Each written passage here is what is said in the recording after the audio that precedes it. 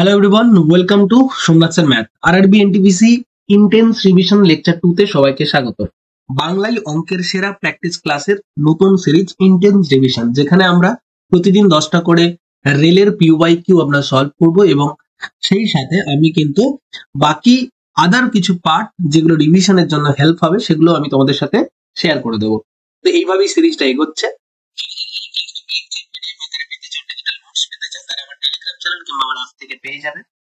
কিংবা তোমরা টেলিগ্রাম চ্যানেলে যুক্ত থাকলেও তোমাদের কিন্তু আমি শেয়ার করে দিচ্ছি। এবং যারা যারা রেলওয়ে এনটিপিসি গ্রুপ ডি এই সংক্রান্ত ম্যাথের ফ্রি মক টেস্ট তারা দিতে চাও, লাইভ মক টেস্ট কিন্তু চলছে আমার অ্যাপ থেকে। সেখানে অ্যাপে গিয়ে রেজিস্টার করে তোমরা যদি আমার ফ্রি টেস্ট সিরিজ থেকে আরআরবি ফ্রি প্র্যাকটিস সেট থেকে গিয়ে প্র্যাকটিস মক থেকে গিয়ে কিন্তু মক গুলো অ্যাভেল করতে পারবে। অলরেডি 3খানা মক আপলোড করে দেওয়া হয়েছে। তো চলো আর দেরি না করে শুরু করছি আজকের ক্লাস ইন্টেন্স রিভিশন লেকচার 2। দেখো আমাদের যে প্রথম প্রশ্নটা দেয়া আছে, কি দেয়া আছে? Find the reminder when 9 to the power 20 plus 2 is divided by 4।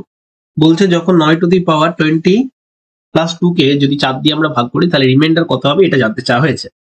তাহলে এই ধরনের অঙ্ক যদি জিজ্ঞেস করে যে রিমাইন্ডার কত হবে, তাহলে আমরা কিভাবে করব? দেখো এমনিতে রিমাইন্ডার আমরা কি করে পাই? রিমাইন্ডার মানে কি? ভাগশেষ। ভাগশেষ আমরা কি করে পাই মনে রাখবো, একটা সংখ্যাকে যেটাকে আমরা ভাগ করি সেটাকে বলে ভাজ্য, ইংরেজিতে বলে ডিভিডেন্ড। যেটা দিয়ে আমরা ভাগ করি সেটাকে বলে ডিভাইজর, আর ভাগ করে যে ভাগফলটা পাই সেটাকে বলা হয় কোসেন্ট। এবং যেটা আমরা পাই ভাগশেষ সেটাকে বলি রিমাইন্ডার। এটা আমরা ইন জেনারেলি পেয়ে থাকি। তো ইন জেনারেলি যেটা পেয়ে থাকি যে ডিভিডেন্ড ইকুয়াল টু, অর্থাৎ ভাজ্য ইকুয়াল টু ভাজক গুণিত ভাগফল প্লাস ভাগশেষ, অর্থাৎ এইটা ইকুয়াল টু এইটা গুণিত এইটা প্লাস এইটা আমরা জেনে থাকি। এবারে কোনো একটা জিনিস ভাগ করতে দিয়ে রিমাইন্ডার তো বাছার বিভিন্ন রকম ভাবে পন্থা আছে, অনেকগুলো থিওরেম আছে। তার মধ্যে আমাদের যে বেসিক থিওরেম গুলো তার মধ্যে একটা হচ্ছে বাইনোমিয়াল থিওরেম। বাইনোমিয়াল থিওরেম কি বলছে? বাইনোমিয়াল থিওরেম বলছে যদি আমাদের কোনো একটা ফরম্যাট এরকম থাকে a plus B to the power n, এই আকারে যদি কোনো একটা ফরম্যাটে থাকে, ঠিক আছে, তাহলে n অড হোক বা ইভেন হোক, হ্যাঁ, একে যদি আমি ভাগ করি a দিয়ে, তাহলে এদের যে রিমাইন্ডার আসবে সেটা হবে b to the power n। ঠিক আছে, এটা হবে b to the power n। ঠিক আছে, এই যে nটা যদি অড হয়, অড হতে পারে, nটা ইভেন হতে পারে। ঠিক আছে, এবারে যদি আমাদের a minus b to the power n থাকে, তাকে যদি a দিয়ে ভাগ করি, তখন রিমাইন্ডার যেটা আসবে সেটা আসবে কত? Minus b to the power n. এনটা যদি অড হয় তাহলে মাইনাস বি আসবে। ঠিক আছে, এবারে আমরা এর দেখে নেবো, দেখবো এ এর থেকে বিটা ছোট আছে কিনা। ঠিক আছে, তো এইটা আমি যতক্ষণ না ভেঙে করাবো ততক্ষণ বোঝানো একটু অসুবিধের। ঠিক আছে, তো মোটামুটি আমি একটা এক্সাম্পল দিয়ে বুঝিয়ে দেখছি জিনিসটা কিরকম। ধরো দেয়া আছে 31 টু দি পাওয়ার, মানে এরকম দেয়া আছে, ধরো দেয়া আছে, আমি বলছি, ধরো 32 প্লাস বা এটা দেয়া আছে 37 বা 33 বাই 4, এটা টু দি পাওয়ার দেয়া আছে 34 দেয়া আছে, এরকম দেয়া আছে 33 টু দি পাওয়ার 34 বাই 4 এরকম দেয়া আছে।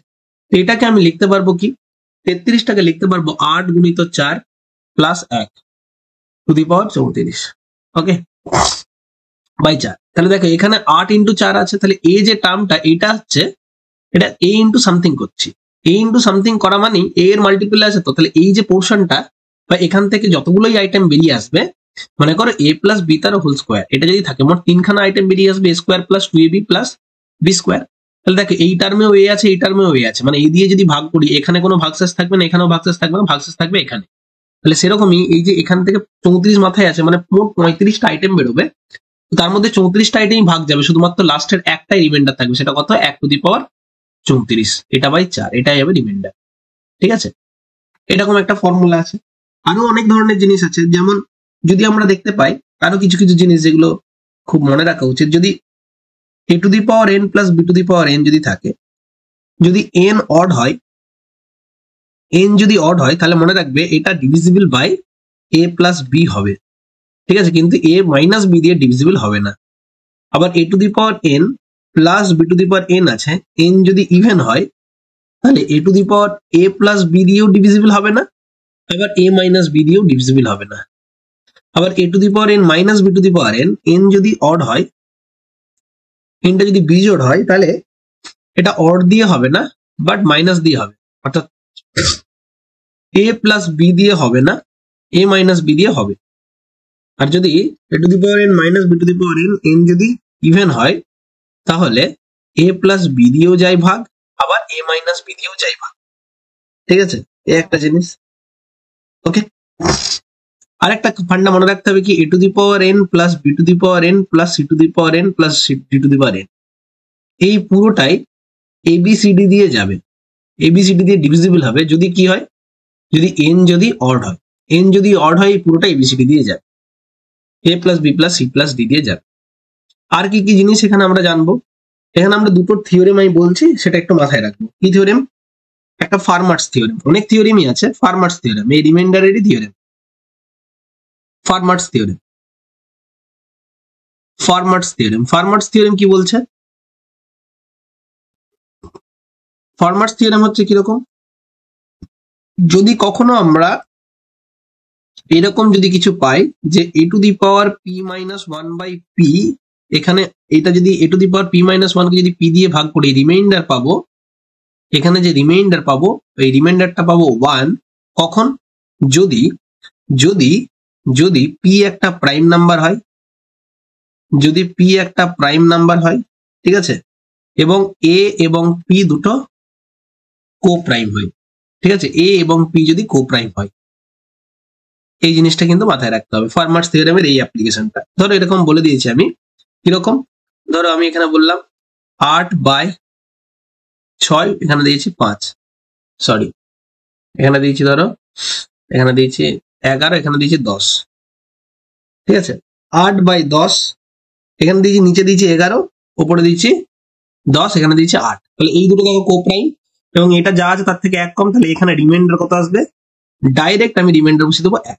ব্যাস, ফার্মার্স থিওরেমটা খুব অ্যাপ্লিকেবল। এবারে আরো কিছু থিওরেম আছে, উইলসন থিওরেম আছে, অয়লার্স থিওরেম আছে, সেগুলো আমাদের জানার কিন্তু খুব একটা প্রয়োজন নেই। ঠিক আছে, অয়লার্স থিওরেম আছে, রিমাইন্ডার থিওরেম, অয়লার্স থিওরেম আছে, উইলসন থিওরেম আছে, সেগুলো কিন্তু লাগবে না। চাইনিজ রিমাইন্ডার থিওরেম আছে, কনজিকিউটিভ রিমাইন্ডার আছে, সেগুলো আমি পরে অন্য অন্য ক্লাসে বলে দেবো আবার। তাহলে এই যে অঙ্কটা, এটা কিভাবে করবো, তাহলে 9 × 20 প্লাস 2/4, এই দুটো পার্ট আছে, দুটো পার্টের মধ্যে এই পার্টটাতে দেখো রিমাইন্ডার 2, তাহলে একটাতে রিমাইন্ডার 2 আসছে, আমি দেখবো এই পার্টে রিমাইন্ডার কত হবে। তো এই পার্টটাকে আলাদা করে যখন করবো, এখানে দেখতে পাচ্ছি, এটাকে লিখতে পারবো 4 × 2 plus 1 to the power 20/4 plus 2, এটা রিমাইন্ডার, এটা রিমাইন্ডার কিন্তু।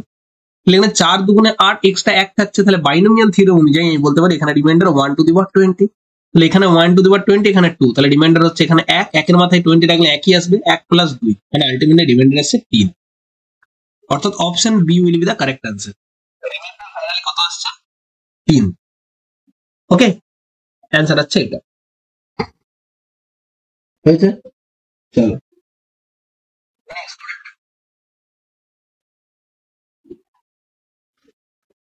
ব্যাপারটা কি বলেছে দেখো, পরের কোশ্চেনটা যেটা বলা আছে যে the ratio of expenditure to the savings of a woman is 4:1 if her income expenditure increase by 20% and 10% respectively, then find the percentage of the change in the savings.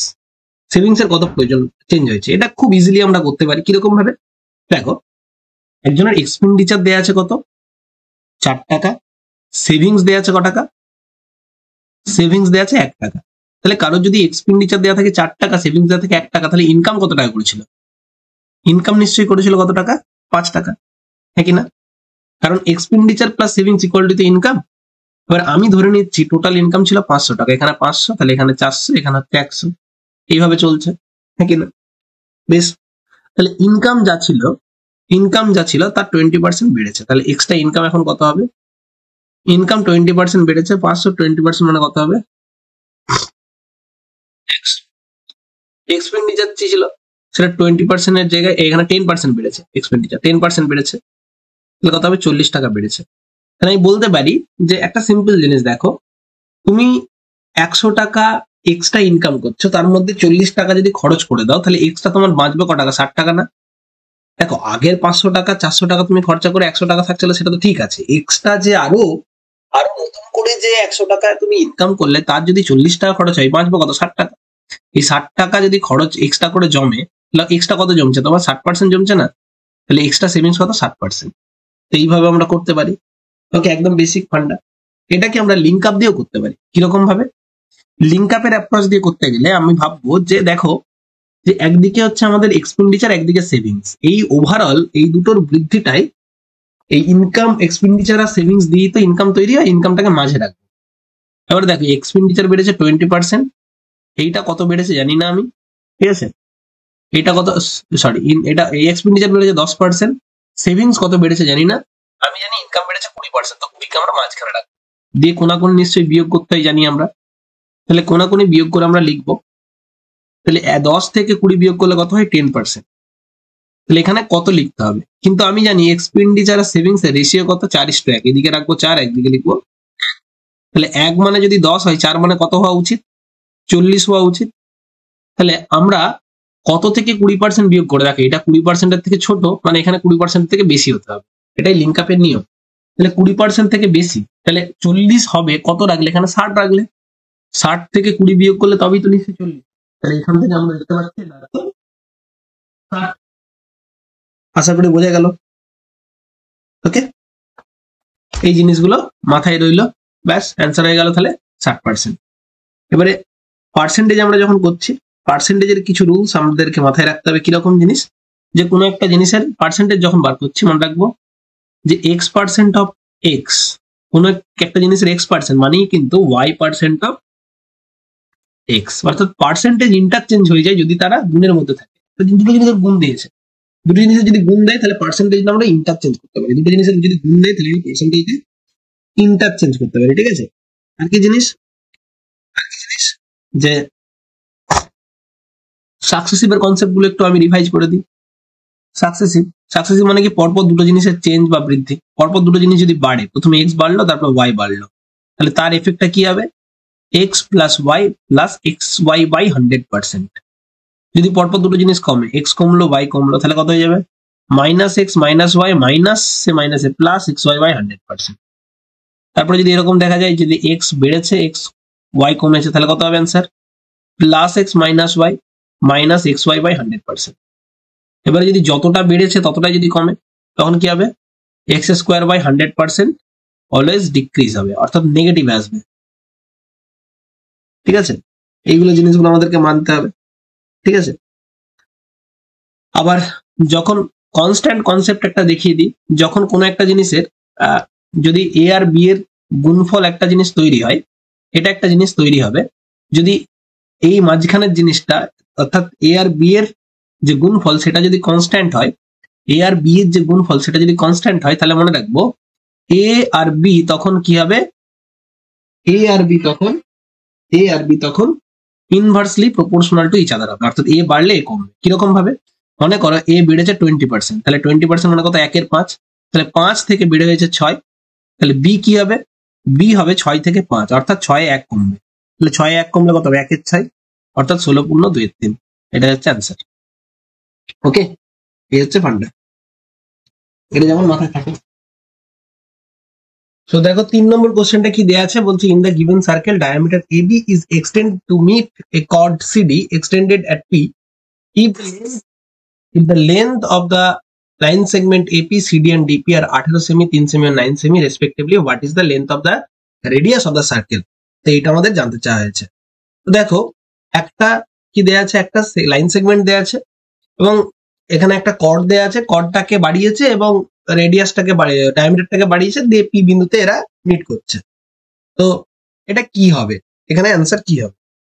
So এখানে এটা কিভাবে করব আমরা, দেখো অ্যাকচুয়ালি এই যে AB diameter, এটাও তো ওয়ান কাইন্ড অফ কর্ডই, এটা হচ্ছে লার্জেস্ট কর্ড। যখনই দুটো কর্ড তারা যদি একে অপরকে মিট করে, ইদার তারা মিট করতে পারে, দেখো দুটো কর্ড, মানে একটা সার্কেল আছে, তো একটা সার্কেলে দুটো কর্ড মিট করেছে, এই দুটো কর্ড ইদার তারা বাইরে মিট করতে পারে, ঠিক আছে? এই দুটো কর্ড ইদার তারা বাইরে মিট করতে পারে, অর তারা মিট করতে পারে ভেতরে, তো এই কি হয়? মনে করো এ বি এবং সিডি দুটো কর্ড আছে, এটা হচ্ছে এ বি, এটা হচ্ছে সি ডি, এই দুটো কর্ড পি বিন্দুতে ছেদ করেছে। আর এটা মনে করো এবি একটা কর্ড এবং এটা সিডি একটা কর্ড মিট করেছে বাইরে। তাহলে যদি এরকম কন্ডিশন থাকে তারা ভিতরে বা বাইরে মিট করবে, তাহলে মনে রাখবে এক্ষেত্রে কি হবে, PA into PB, PA into PB equal to PC into PD. এই দুইয়ের ক্ষেত্রেই তাই, ঠিক আছে, পিএ ইন্টু পিবি আর পিসি ইন্টু পিডি। ওকে, পিএ ইন্টু পিবি এবং পিসি ইন্টু পিডি এই দুটোর ক্ষেত্রেই তাই হবে, পিএ পিবি আর পিসি পিডি এইটা হয়, এই দুটোর ক্ষেত্রেই তাই হয়, ঠিক আছে। এবারে যদি এখানে দুটো কর্ড না বলে একটা যদি থাকে, একটা ট্যানজেন্ট থাকে, এরকম একটা ট্যানজেন্ট আছে বা স্পর্শক, এই স্পর্শকের সাথে একটা কর্ডের যে মিটিং পয়েন্ট ধর এরকম দেয়া আছে, ঠিক আছে, মনে করো পিটি একটা ট্যানজেন্ট এবং এবি একটা কর্ড, এটা যদি মিট করে তাহলে কি হবে, তাহলে এক্ষেত্রে মনে রাখতে হবে যে পিটি স্কোয়ার ইকুয়াল টু হবে, পিটি স্কোয়ার ইকুয়াল টু হবে PA into PB, PT square equal to হবে পিএ ইন্টু পিবি। এবং আমরা যদি এখানে এটাকে যদি একটু ড্র করে দিই, পি আর এ কে যদি কানেক্ট করে দিই এবং বি এর সাথে যদি কানেক্ট করে দিই, এটা যদি কানেক্ট করে দিই তাহলে আমরা খেয়াল রাখবো এখানে আমরা পাবো টিপিবি, এটা সিমিলার হবে এপিটির সাথে। কি বললাম, টিএপিবিটা এইটা এই পুরো ত্রিভুজটার সাথে এপিটির সাথে সিমিলার হবে। তাহলে সিমিলার হয়ে গেলে আমরা বলতে পারি কি PB by PT equal to হয়ে যাবে কত, পিটি বাই হ্যাঁ এপি বা পিএ। তাহলে এখান থেকে আমরা বলতে পারি যে PT square equal to PA into PB, ঠিক আছে। অ্যাকচুয়ালি এটা এইভাবেই তৈরি হয়।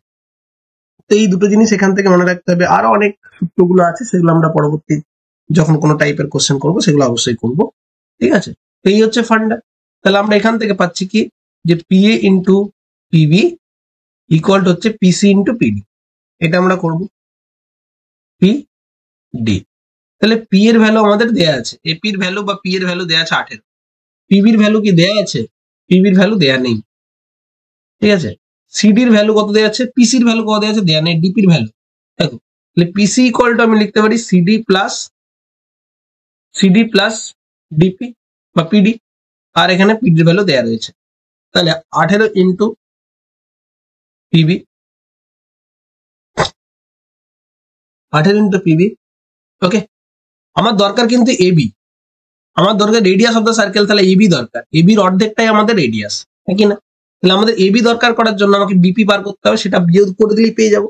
তাহলে আমরা পিবিটা বার করার চেষ্টা করছি। দেখো সিডি আর ডিপি ইকুয়াল টু কত হচ্ছে 12, আর পিডি বা ডিপি ইকুয়াল টু দেওয়া আছে 9, তাহলে 9 দুগুণে 18, 2, তাহলে এখানে 6, তাহলে পিবির ভ্যালু হয়ে যাচ্ছে 6, ঠিক আছে, পিবির ভ্যালু 6। তাহলে পিবির ভ্যালু যদি 6 হয় তাহলে আমরা দেখতে পাচ্ছি পি এ ইকুয়াল টু কি হয়, PA equal to AB plus PB, হ্যাঁ কিনা।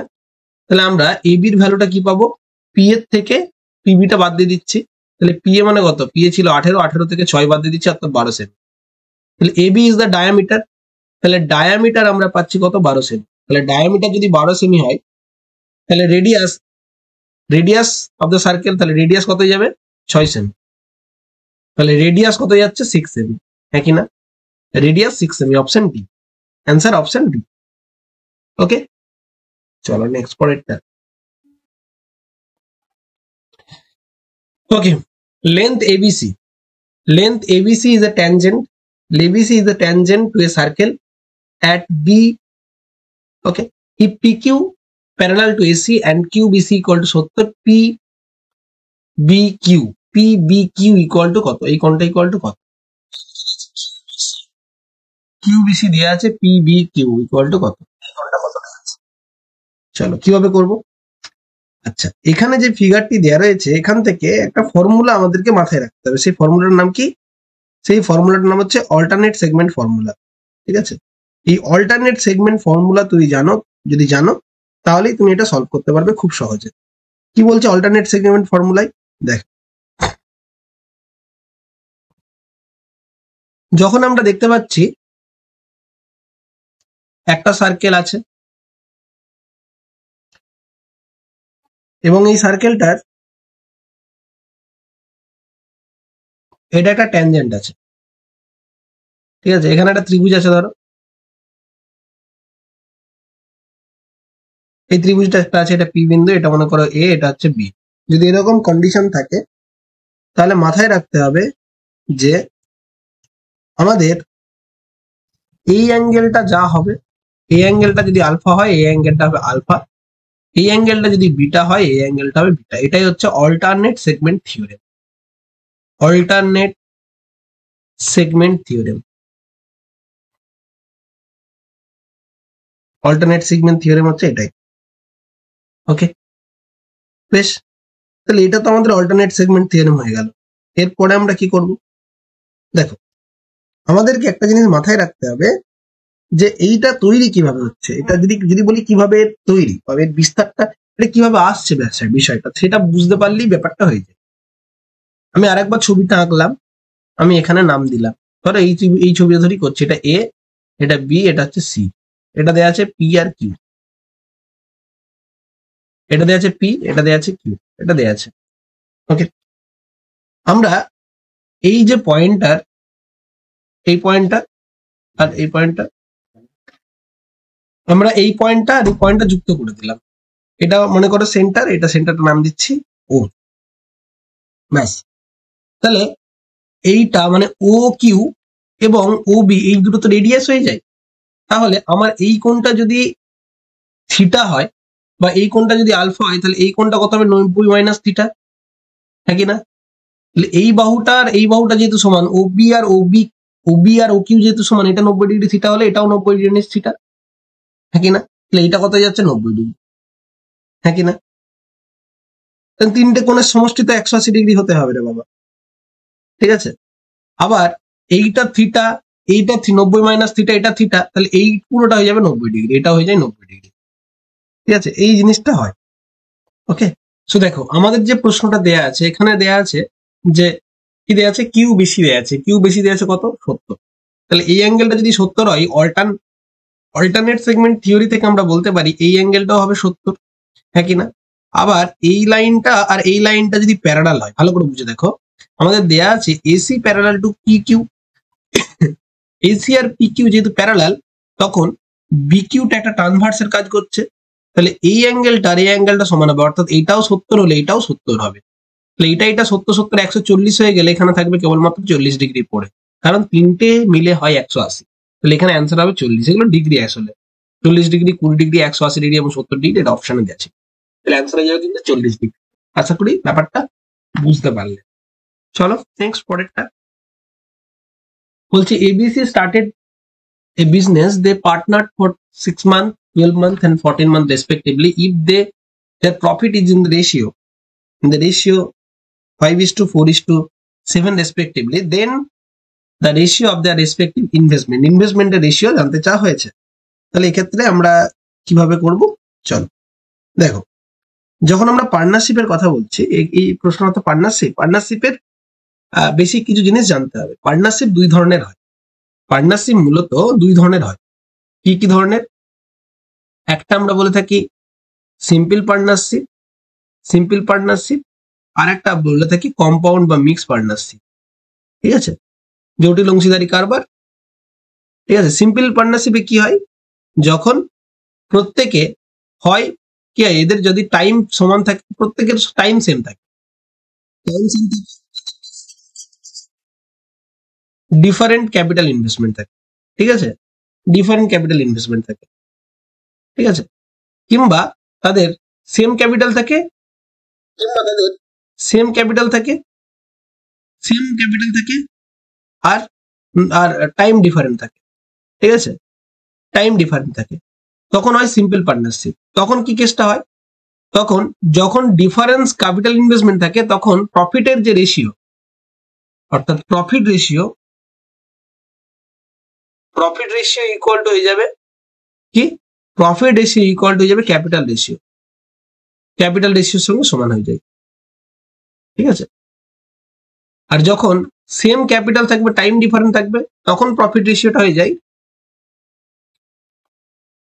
কি? টাইম রেশিওর সাথে সমান, ঠিক আছে? আর এমনিতে মনে রাখতে হবে, আর কম্পাউন্ড ইন্টারেস্টের সময় প্রফিট ইকুয়াল টু কি হয়? প্রফিট ইকুয়াল টু, সবসময় মনে রাখতে হবে, প্রফিট ইকুয়াল টু কি? Capital into time. Profit equal to capital into time, এই একটা জিনিস। এবারে আমরা যখন profit equal to capital into time করলাম, তখন একটা জিনিস মাথায় রাখতে হবে, ধরো তিনজন ব্যক্তি আছে, এবিসি তিনজন ব্যক্তি আছে, তাদের ক্যাপিটাল রেশিও, কম্পাউন্ড ইন্টারেস্টে কি হয়, ক্যাপিটালও চেঞ্জ হলো। ক্যাপিটাল ধরো দেওয়া রয়েছে তিনজনের, একজনের হচ্ছে C1, একজনের C2, একজনের C3, আর টাইম একজনের ধরো দেওয়া রয়েছে T1:T2:T3। তাহলে প্রফিট রেশিও তখন কি হবে, প্রফিট রেশিও হয়ে যাবে C1T1:C2T2:C3T3। এটা একটা ব্যাপার। আবার অনেক সময় যখন, এটা হচ্ছে কেস 1, 1 নম্বর কেস। 2 নম্বর কেসে কি হয়, যখন আমাদের দুটোই চেঞ্জ হচ্ছে, অর্থাৎ যদি আমাদের দুটোই চেঞ্জ হলে, এখানে ধরো এবারে ক্যাপিটাল দেয়া আছে C1:C2:C3 এবং প্রফিট দেয়া আছে P1:P2:P3। তাহলে যদি আমাদেরকে বলে টাইম রেশিও কত হবে, তাহলে টাইম রেশিও যায় P1/C1:P2/C2:P3/C3। আবার 3 নম্বর কেসে মনে করো টাইম দেয়া আছে, কি দেয়া আছে T1:T2:T3, আর আমাদের প্রফিট দেয়া আছে, কি প্রফিট দেয়া আছে P1:P2:P3। তাহলে সেক্ষেত্রে আমাদের ক্যাপিটালটা কত দাঁড়াবে, ক্যাপিটাল দাঁড়াবে P1/T1:P2/T2:P3/T3। তার কারণ এটাই যে প্রফিটটা তৈরি হবে ক্যাপিটাল আর টাইমে গুণ করলে। দেখো P1/T1 এর সাথে T1 গুণ করে তাহলে তো P1 আসবে, হচ্ছে ফান্ডার। ব্যাস, তাহলে আমরা আর পার্টনারশিপের দুটো ধরনের পার্টনার হয়। পার্টনার ক ধরনের হয়, মেনলি 2 ধরনের হয়।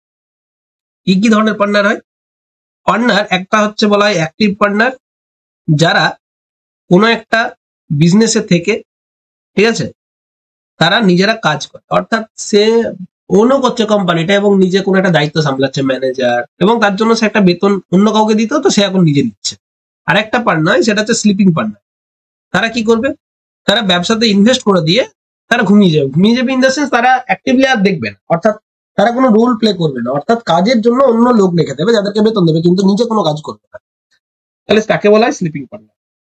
ওকে, যখনই কোনো একটা প্রফিট আসবে, প্রফিট থেকে যেহেতু অ্যাক্টিভ পার্টনার সে একটা কাজ করছে, তার জন্য তার বেতনটাকে ডিডাক্ট হবে, তারপরে বাকিরা সবাই পাবে।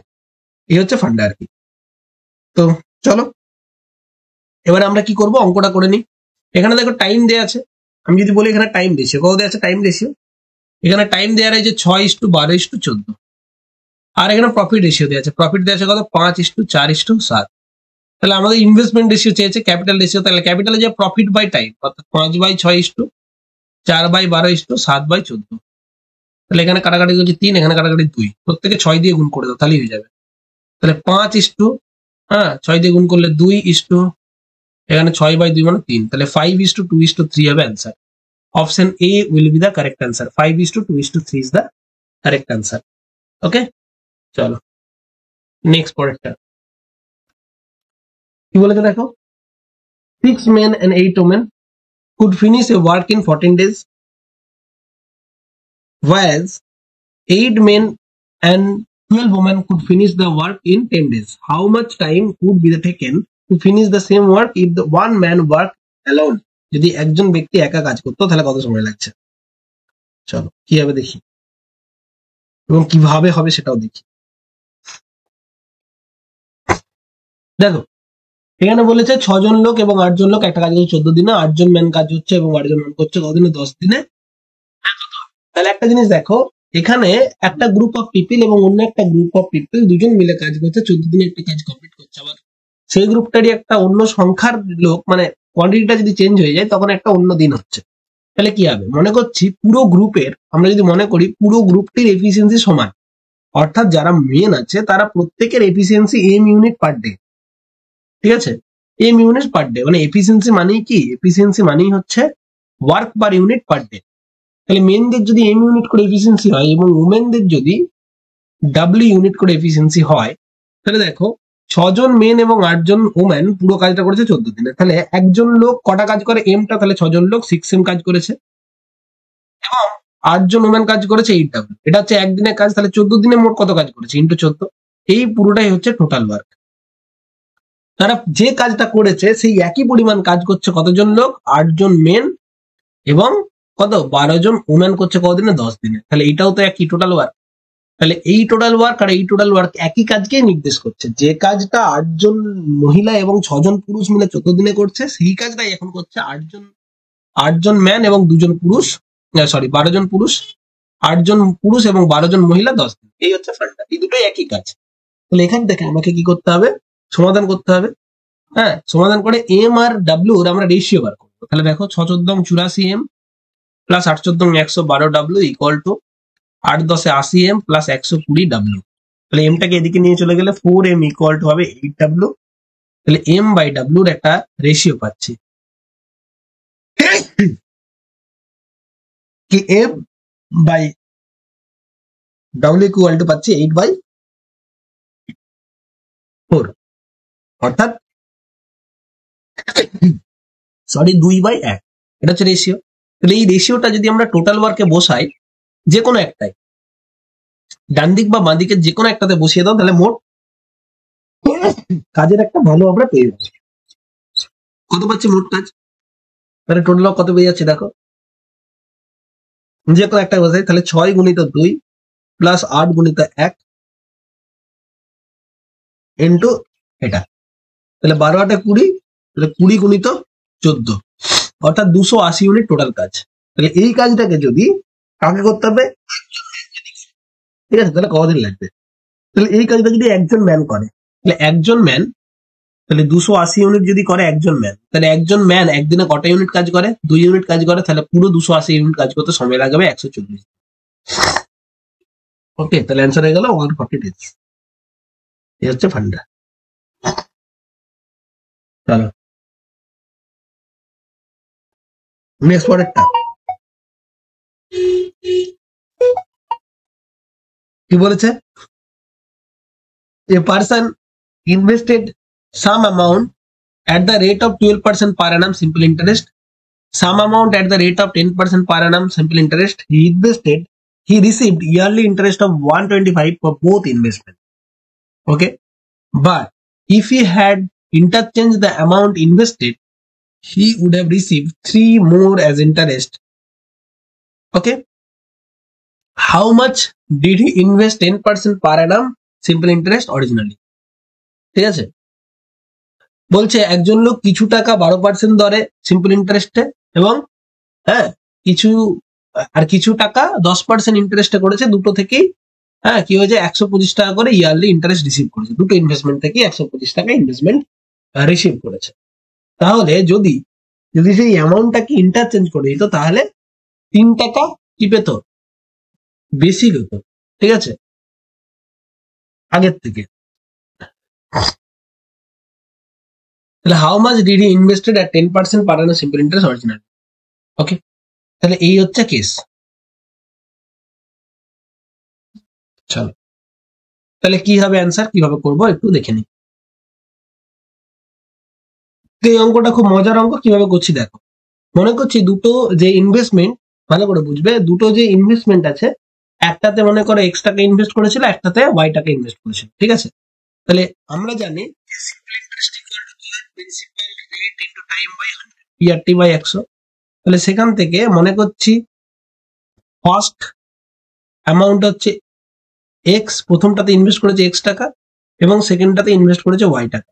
তাহলে আমি বলতে পারি এক্স টাকার 12% বা 12/100 1 বছরের জন্য, থাকে না, প্লাস তারপরে ওয়াই টাকার 10 টাকা করে 1 বছরের জন্য, এটা ইকুয়াল টু 125 দেয়া আছে, থাকে না। তাহলে আমি বলতে পারবো কি, ভালো করে দেখো, কি বলতে পারি যে এখানে 12x plus 10y equal to 12500। 2 দিয়ে যদি কেটে দিই আমরা 6x প্লাস 5y, এটা ইকুয়াল টু পাচ্ছি কত, 6250। এটা আমি ধরে নিচ্ছি 1 নম্বর ইকুয়েশন। আর একটা ইকুয়েশন পাবো কত, যখন ইন্টারচেঞ্জ হয়ে যাচ্ছে তখন 3 টাকা বেশি পাচ্ছে, অর্থাৎ যখন এক্স টাকার উপর 10% সুদ পড়ছে এবং ওয়াই টাকার উপর 12% সুদ পড়ছে, দিয়ে টোটাল আমি কত টাকা পাচ্ছি, 128 টাকা পাচ্ছি। তাহলে আমি এখানে পাচ্ছি 10x plus 12y equal to পাচ্ছি এত টাকা। তাহলে আবার 2 দিয়ে যদি বাদ দিই তাহলে কত পাবো, 5x plus 6y equal to 640। Sorry, এখানে দুটো শূন্য থাকবে, তাহলে এখানে 6400 টাকা। 2 নম্বর ইকুয়েশন।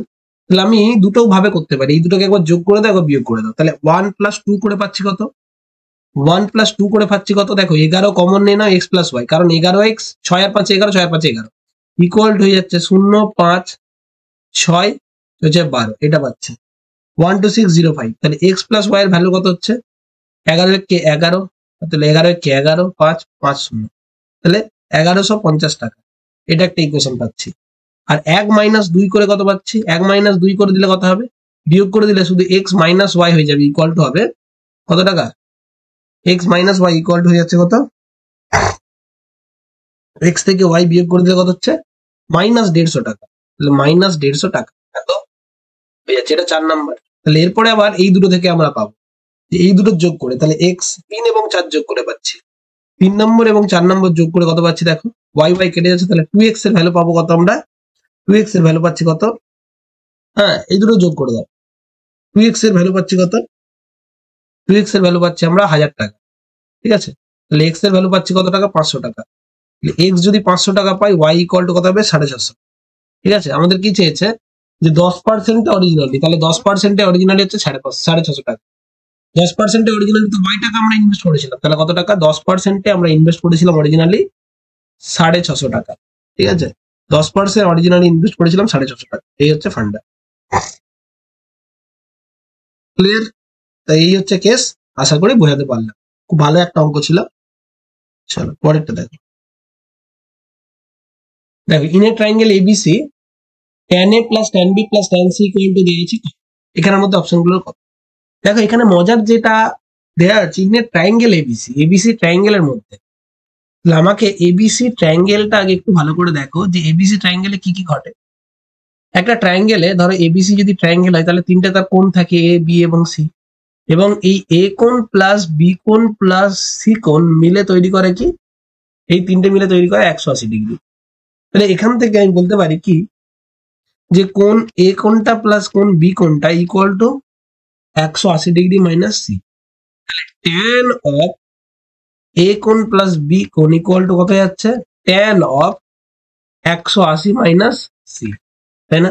তাহলে এখানে ট্যান এ প্লাস বি এর যদি সূত্র লিখি, আমরা জানি ট্যান এ প্লাস বি এর সূত্র tan A plus tan B by 1 minus tan A tan B, আর equal to tan 180 minus C মানে হয়ে যাচ্ছে মাইনাস ট্যান সি, কারণ all sine tan cos, first quadrant second quadrant third fourth, তাহলে all sine tan cos, এটা সাইনের ঘরে, সাইনের ঘরে ট্যানটা নেগেটিভ, এবং যেহেতু 180 আছে 90 এর সাথে 2 গুণ আছে, তাহলে এটা চেঞ্জ হয় না, ঠিক আছে। তাহলে কত যাচ্ছে, tan A plus tan B equal to যাচ্ছে minus tan C plus tan A tan B tan C. তাহলে এই ট্যান সিটাকে মাইনাস ট্যান সিটাকে এদিকে নিয়ে চলে আসো, তাহলে কত হচ্ছে tan A plus tan B plus tan C equal হয়ে যাচ্ছে tan A tan B tan C, অর্থাৎ option D is the correct answer. এটা অঙ্কটা তো হলো, এই যে সূত্রটা করলাম, এইটা কিন্তু মুখস্থ রাখতে হবে, ঠিক আছে। এরকম আর কি কি সূত্র মাথায় রাখতে হবে সেগুলো একটু আমি তোমাদের সাথে একটু হেল্প মানে বুঝিয়ে দিই আর কি, শেয়ার করে দিচ্ছি। হ্যাঁ, আর কি কি জিনিস আমাদেরকে মাথায় রাখতে হবে, খুব ভালো করে রাখতে হবে। তাহলে আমাদেরকে কিছু পাইথাগোরাস ট্রিপলেট জানা দরকার, ঠিক আছে। তারপরে এই কিছু সূত্রগুলো আমাদেরকে খুব ভালোভাবে জানা দরকার। এই বেসিক সূত্রগুলো তো আমরা নিশ্চয়ই জানি, কি sine square theta minus plus cos square theta equal to হয় 1, এরকমই sec square theta minus tan square theta equal to 1, cosec square theta minus cot square theta equal to 1, এগুলো আমরা নিশ্চয়ই জানি। এবং তাছাড়া আর কি জানতে হবে, এই 2 থিটা সূত্রগুলো, লাইক এই যে বললাম ট্যান এ প্লাস বি সূত্র কি, ট্যান এ প্লাস বি সূত্র, ট্যান এ প্লাস বি সূত্র হচ্ছে tan A plus tan B by নিচে 1 minus tan A tan B. কিন্তু যদি ট্যান এ মাইনাস বি থাকতো তাহলে কত হতো, ট্যান এ মাইনাস বি এর সূত্র হচ্ছে tan A minus tan B, অর্থাৎ যা ছিল পুরোটা কি 1 plus tan A tan B. Okay, tan 2 এর সূত্র কি, ট্যান 2 এর সূত্র খুব ইম্পর্টেন্ট, ট্যান 2 এর সূত্র হচ্ছে 2 tan A by 1 minus tan square A. আবার এখানে আরেকটা সূত্র মনে রাখতে হবে, কস দিয়ে একটা সাইন 2 এ দিয়ে, সাইন 2 এ বা সাইন 2 থিটা সূত্র কি, সাইন 2 থিটা সূত্র হচ্ছে যে 2 সাইন থিটা কস থিটা, একটা সূত্র এটা। তারপরে আরেকটা সূত্র হচ্ছে 2 tan theta by 1 plus tan square theta. এখানে যেমন tan এর জন্য মাইনাস থাকে, এখানে থাকে প্লাস। ঠিক আছে, এই একটা সূত্র 2 থিটা। cos 2 থিটা সূত্র হচ্ছে কি সূত্র, যে cosec square theta minus sine square theta. এছাড়া আমি বলতে পারি 2 cos স্কোয়ার থিটা মাইনাস 1, আবার বলতে পারি 2 sin square theta 1 minus 2 sin square theta, এটাও বলতে পারি 2 sin স্কোয়ার থিটা। আবার এটাকে আমরা বলতে পারি, এর আরো একটা সূত্র খুব ইম্পর্টেন্ট, সেটা হচ্ছে কি 1 minus tan square theta by 1 plus tan square theta. ঠিক আছে, যদিও এই সম্বন্ধে বিশদে আবার পরে আমি কখন আলোচনা করবো। tan যদি থাকে আবার cot এর যদি বলে, তাহলে cot a প্লাস b যদি সূত্র জানতে চাইতে বলতো, তাহলে কত হবে cot a cot b minus 1 by cot square cot a cot b minus 1 by, ঠিক আছে, cot b plus cot b plus cot a। এবারে যদি এটাই মাইনাসে থাকতো, অর্থাৎ cot a মাইনাস b থাকতো, তখন ওপরেরটা প্লাস হতো, অর্থাৎ cot a cot b plus 1, নিচে হতো cot b minus cot a। ঠিক আছে, এটা থাকতো। ওকে, চলো নেক্সট বলছে x plus 1 by x equal to 42, then find the value of x cube plus 1 by x cube.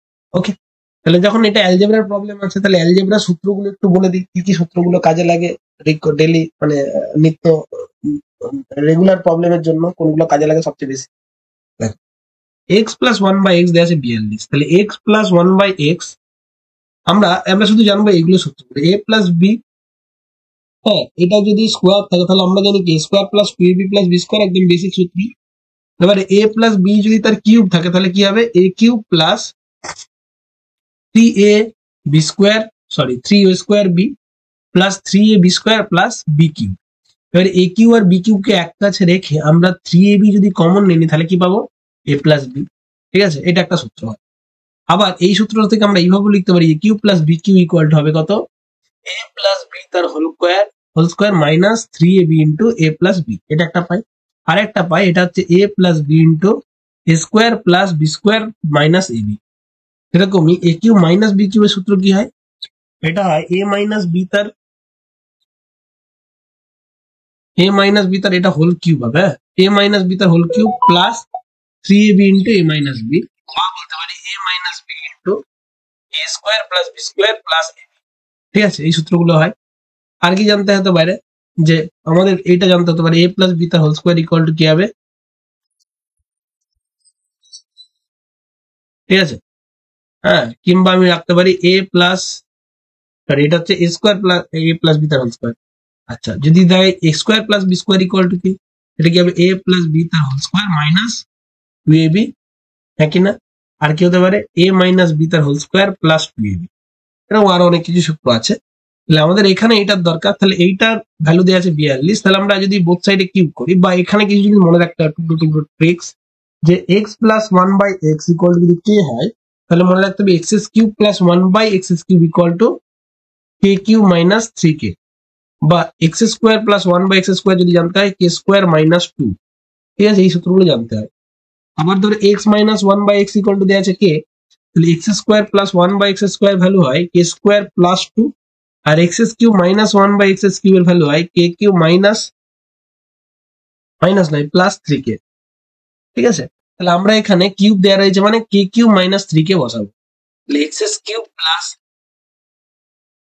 1 by x cube equal to k, k এর value হচ্ছে এটা, তাহলে এইটার কিউব, ভালো করে দেখো 42 এর কিউব মাইনাস 3 গুণিত 42 করবো, তাহলে 42 এর কিউব করলে লাস্টে কি হবে ইউনিট ডিজিট 8, আর এখানে কত হবে ইউনিট ডিজিট হবে 3 গুণে 6 ইউনিট ডিজিট। তাহলে এর ইউনিট ডিজিট 8, এর ইউনিট ডিজিট 6, 8 থেকে 6 বিয়োগ করলে অবশ্যই 2 হবে, তাহলে 2 হলে অ্যান্সার কত হচ্ছে 73962। পুরোটা করার দরকারই নেই, ইউনিট ডিজিট দিয়ে হয়ে যাচ্ছে। 2 এর কিউব মানে ইউনিট ডিজিটে 8 হওয়ার কথা, 3 দুগুণে 6, তাহলে 8 থেকে 6 বিয়োগ করলে লাস্টের ইউনিট ডিজিটে 2 হওয়ার কথা, তাহলে 2 কোন অপশনে রয়েছে, কেবলমাত্র অপশন বি তেই দেওয়া রয়েছে 2। ব্যাস, চল দেখো আলফা এবং বিটা আর zero of the polynomial. Zero of the polynomial কথাটার সঙ্গে অনেকেই হয়তো প্রথমবার পরিচিত হলে, জিরো অফ দ্য পলিনোমিয়াল মানে হচ্ছে root of the polynomial. Root of the polynomial মানে দুটো বীজ। কোন পলিনোমিয়ালে x square minus 5x plus 6, find the value of alpha square plus beta square by alpha to the power -2 plus beta to the power -2, এই হচ্ছে problem. তাহলে কিভাবে করবো? দেখো যখনই দেয়া থাকবে ধরো a square ax square plus bx plus c, এটা যদি একটা জেনারেল ইকুয়েশন হয়, কোয়াড্রেটিক ইকুয়েশন একটা জেনারেল ফর্ম হয়, তাহলে এর রুট যদি আলফা এবং বিটা হয়ে থাকে, তাহলে খেয়াল রাখতে হবে আলফা এবং বিটা ইকুয়াল টু হয় -b/a, এবং আলফা বিটার ভ্যালু হয় কত? c/a। এখান থেকেই পুরো ব্যাপারটা তৈরি হয়, ঠিক আছে? তাহলে সেই ক্ষেত্রে দাঁড়িয়ে আমাদের এখানে x square plus -5x plus 6 equal to 0 দেওয়া রয়েছে। তাহলে এখানে alpha plus beta equal to করো -b/a, তাহলে মাইনাস মাইনাসে প্লাস, বি এর ভ্যালু তো -5, তাহলে এখানে a এর ভ্যালু কিন্তু 1, কিছু নেই মানে 1 আছে, বি এর ভ্যালু দেওয়া আছে -5, সি এর ভ্যালু আছে 6। তাহলে alpha beta equal to minus মাইনাসে প্লাস b/a, অর্থাৎ -+5, আর আলফা বিটার ভ্যালু হচ্ছে কত? 6। তাহলে আমাদের চেয়েছে alpha square plus beta square by alpha minus plus beta to the power inverse, এটা দেওয়া আছে। তাহলে প্রথমে আমরা alpha square plus beta square বার করব। আর দেখো alpha to the power -2 plus beta to the power -2 মানে কি? 1/আলফা স্কোয়ার প্লাস 1/বিটা স্কোয়ার, হ্যাঁ কি না? তাহলে অ্যাকচুয়ালি এটা কত হয়? Beta square plus alpha square by alpha beta square, alpha square beta square. তাহলে এটা তো আমাকে বার করতে হবে। তাহলে এইটা মানে কি? এটার ফর্মুলা হচ্ছে আলফা প্লাস বিটা তার হোল স্কোয়ার -2 আলফা বিটা। ব্যাস, তাহলে আলফা বিটার ভ্যালু কত দেওয়া আছে? 5, তাহলে 5 স্কোয়ার দেওয়া আছে কত? -2 গুণিত এটা, তাহলে 5 স্কোয়ার 25 -12, তাহলে উপরে যাচ্ছে 13, হ্যাঁ কি না? তাহলে এইটার উপরে থাকছে 13, আর এইটার ভ্যালু কত আসছে? এই যে এটা আসছে 13, আর নিচে আলফা বিটা স্কোয়ার, আলফা বিটার মানে কত? 13 স্কোয়ার মানে কত? এখানে আসছে 6, আলফা বিটা স্কোয়ার মানে 6 স্কোয়ার মানে 36, তাহলে 13/36। তাহলে এখানে 13 আসছে, আর এখানে হচ্ছে 13/36, তাহলে 13 ইন্টু 36/13 হয়ে যাচ্ছে, তাহলে কেটে যাচ্ছে, অ্যান্সার হচ্ছে 36 কেবলমাত্র। বা এটা এত কিছু না করলেও কি হতো, ডাইরেক্ট আমরা যদি এটা করি, এটা তো alpha square plus beta square আছে, তাই না? আলফা প্লাস বিটা তার হোল স্কোয়ার আছে, আর নিচে হয়ে যাচ্ছে 1/আলফা স্কোয়ার, ঠিক আছে, প্লাস 1/বিটা স্কোয়ার। তাহলে এটা যদি ক্যালকুলেট করি, alpha square plus beta square by alpha square plus beta square by alpha square beta square, তাহলে আলটিমেটলি কি আছে? এটা কেটে যাচ্ছে, তাহলে আলটিমেটলি হবে আলফা স্কোয়ার বিটা স্কোয়ার মানে 6 স্কোয়ার, তাহলে হয়ে যাচ্ছে 36। আশা করি পুরো ব্যাপারটা বোঝাতে পারলাম। ওকে, এনি ডাউট? চলো, থ্যাংক ইউ এভরিওয়ান। যারা যারা এই ক্লাসগুলোর পিডিএফ তোমাদের প্রয়োজন, তারা কিন্তু আমার টেলিগ্রাম চ্যানেল থেকে পিডিএফটা কালেক্ট করে নিতে পারো, লেকচারটা কালেক্ট করে নিতে পারো, কিংবা আমার অ্যাপ থেকেও তোমরা কিন্তু কালেক্ট করতে পারো। ওকে, চলো, থ্যাংক ইউ এভরিওয়ান।